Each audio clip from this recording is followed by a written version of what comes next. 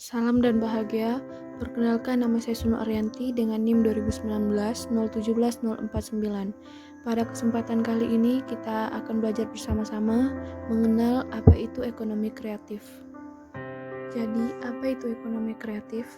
Secara umum, ekonomi kreatif adalah suatu konsep perekonomian di era ekonomi baru yang mengintensifkan informasi dan kreativitas dengan mengedepankan ide dan berbagai pengetahuan dari sumber daya manusia itu sendiri.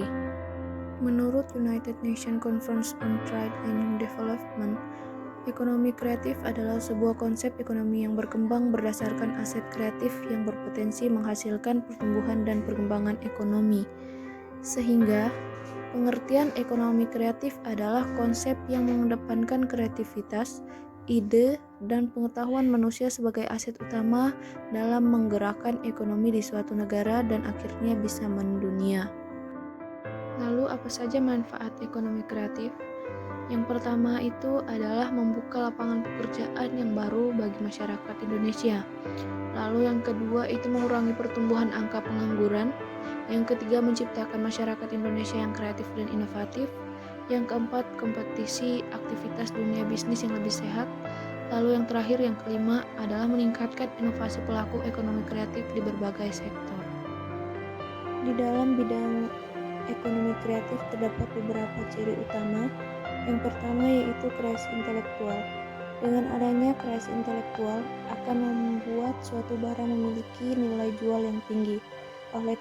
Karena itu, baik kreativitas maupun keahlian dan juga talenta ini mungkin perlu ditingkatkan. Lalu yang kedua itu mudah digantikan. Setiap produk memiliki siklus hidup, sehingga kreativitas dan inovasi harus terus dikembangkan agar dengan mudah tercipta produk-produk baru yang mengikuti perkembangan aktivitas ekonomi dan juga bisa diterima oleh pasar. Selanjutnya yang ketiga yaitu penyediaan langsung dan tidak langsung.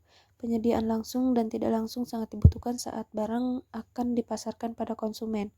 Maksudnya bisa dipasarkan langsung atau tidak langsung pada pelanggan. Yang keempat, butuh kerjasama. Untuk terciptanya manfaat ekonomi kreatif dibutuhkan kerjasama antara pihak-pihak yang bersangkutan, misalnya antara pengusaha dan pemerintah yang mengatur kebijakan.